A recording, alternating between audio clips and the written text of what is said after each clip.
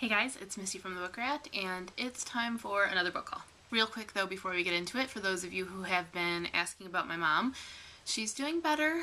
The physical therapist had her up with a walker the other day, shuffling a couple of steps, which doesn't sound like much, but was kind of amazing to me that they were already even attempting that, so steps in the right direction, baby shuffles in the right direction, so just keep telling myself it could be worse. She's okay. It's just gonna be a process. So thanks everyone for asking. Thanks for your concern and your well wishes. And now let's get into what you came for. I have a small stack that's been sitting on that bookcase back there for a couple weeks now, and I just haven't had a chance to show you guys. So here they are. From Scholastic, I got a January debut called Defy by Sarah B. Larson. This one comes out right at the beginning of January, and I was super excited for it. I hadn't heard of it, it was unsolicited, but it's a gender bender epic fantasy. You guys know from my buzzwords and deal breakers book chat that gender bender is probably #1 in my buzzwords.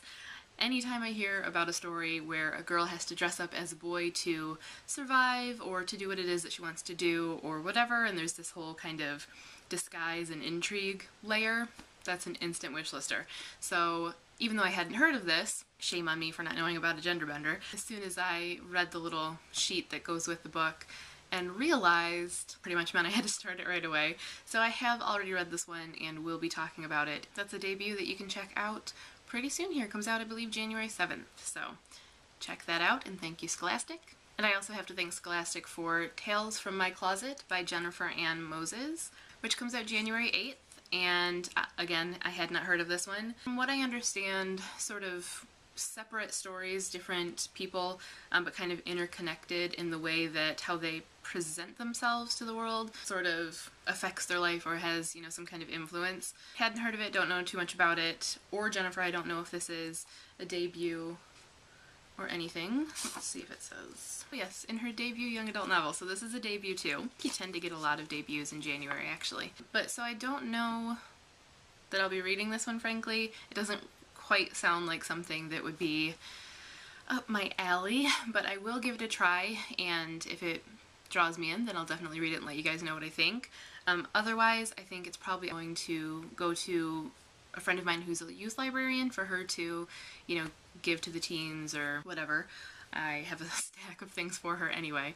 If that sounds like something that interests you, it's out in January, it's contemporary obviously, coming of age, identity type of thing, so if that sounds interesting to you, comes out next month, then you should put it on your list. So thank you, Scholastic, for those. The other 3 books in my mailbox come courtesy of Liz from Consumed by Books, who is awesome and sent me a little package. In that package was Coldest Girl in Cold Town by Holly Black, which I have been coveting, so this one will probably have to be read pretty soon. I've heard that it's a very interesting, very different and darker take than we've been getting on vampires lately, and I'm certainly curious. Best title ever. I love that title. So yeah, this one is already out. This came out in September. Some of you have may already read this. Let me know what you think if you have, but yeah, I got a thank list for this one because I've been eyeing it and trying to restrain myself from going on a shopping spree in which this was included. She also sent me It's Not Summer Without You by Jenny Han, which is the second book in the summer series. I have and read and reviewed The Summer I Turned Pretty, which I loved so much more than I was expecting to, especially because I'm not a huge contemporary reader. So I've been meaning to pick up the rest of the series and just hadn't had a chance. Things like this feel like they need to be summertime beach reads for me, but I don't know that I want to wait until summer to read it, so we'll see. But I mean, it has summer in the title, like it kind of needs to be, but I'm curious. I want to know where the story goes, and it was really quick, so I might have a little, like, summer fling in the middle of winter. Who knows?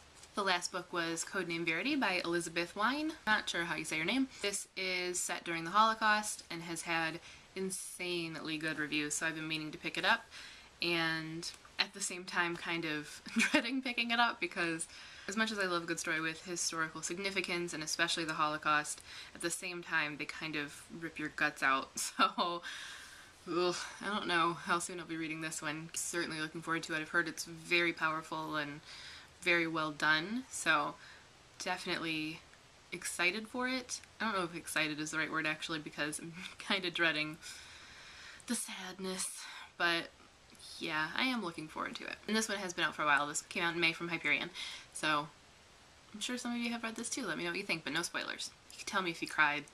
I might need to brace myself. Liz also sent me her extra pack of little book cards from Vicious by V.E. Schwab, aka Victoria Schwab, whom I really like, but I set them somewhere so that they wouldn't get damaged and I can't remember where I put them. So she sent me those and they're really, really cool. You should check them out if you get a chance, but I never find what I need when I'm looking for it.